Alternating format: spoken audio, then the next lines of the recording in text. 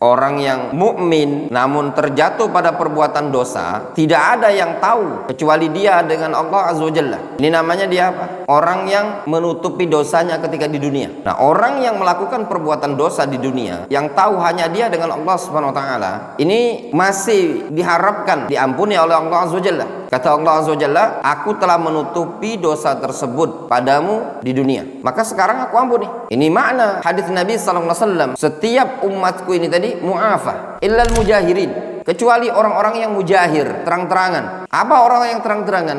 Orang yang mujahir, terang-terangan itu orang yang melakukan perbuatan dosa di malam hari, tidak ada yang tahu kecuali dia dengan Allah Azza wa Jalla. Sudah ditutup oleh Allah Azza wa Jalla, tidak dibongkar di hadapan orang banyak, namun di siang hari dia beberkan, ceritakan ke orang lain. Nah, ini juga ya ikhwan, tidak diperbolehkan bagi kita semua untuk tatabbu aurat. Tidak boleh, hukumnya haram. Tidak diperbolehkan ngecek, bahkan punya teman sendiri, apa sih di HP-nya ada gambar porno, jangan-jangan ada begini, itu tidak boleh, sebenarnya haram. Nabi SAW mengatakan, barang siapa yang ingin cari-cari kesalahan dosa saudaranya sesama muslim, maka Allah SWT akan bongkar, cari-cari aibnya dia. Sampai-sampai Nabi SAW mengatakan, Allah akan bongkar aibnya dia meskipun dia berada dalam rumahnya sendiri. Jadi diperbolehkan. Seorang misalkan istri cari-cari aib dosa suaminya, apa saja sih yang dilakukan sama suaminya, dicek misalkan HP-nya.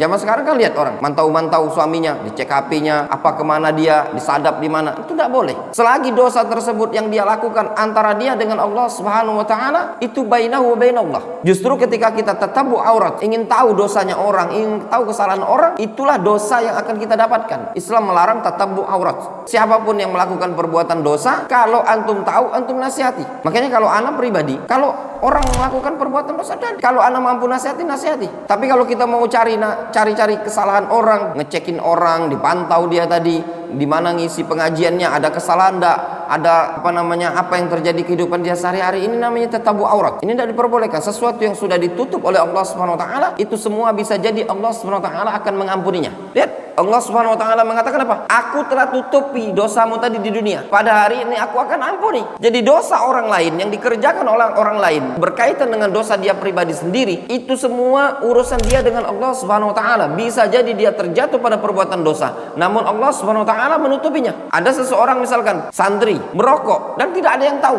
kecuali dia sendiri, ya sudah, urusan dia dengan Allah Subhanahu wa taala. Dosa orang yang tersembunyi itu antum tidak ada hak untuk antum cari-cari.